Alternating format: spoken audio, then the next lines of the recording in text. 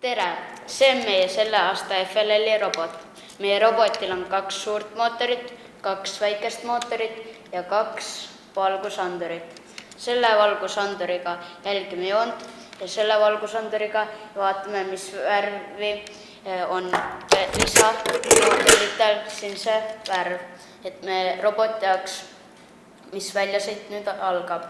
Lisaks tegime ka sellised sinise pulgaga jupid, ehk selline jupp on pandud siia niimoodi ja siis, kui siit tõmmata, see ei tule ära, sööb kinni.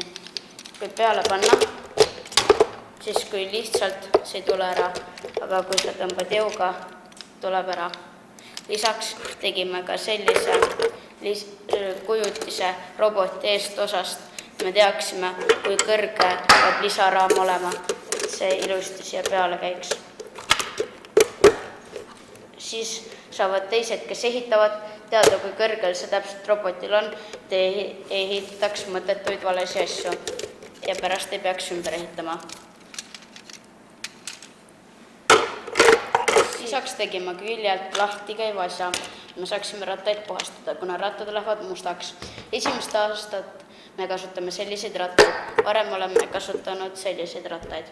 See ratas on aeglasem, kuna ta on väiksem, aga nad on mõlemad kompaktsed. Mida suurem ratas, seda kiirem. Aga kui sul on selline suur ratas, siis see on ebatäpne. Kui sa paned otsa sõitu 10 centimeetrit, ta ei jää iga kord siin musta joone lõpus seisma. Ta võib kord jääda siin, kord võib jääda siin seisma. Ja sellest sõltub väga palju. Sellepärast ongi keskmise suurusega rattad kõige paremad.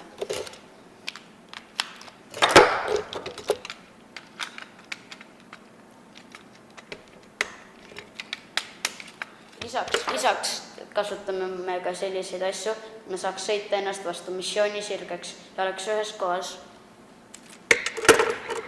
Seda on näha ka siin. Sellega teeme dinosaurust ja kui me sõidame vastu, kukub see ja paneb inimese ka õigesse kohta. Kasutame ka siin neid samu asju. Me kasutame ka kuule, kuna hammasrattad hakkavad üle käima ja võivad roboti küljest lahti tulla, aga seda me ei taha. Me oleme teinud erinevaid hammasratta ülekandeid.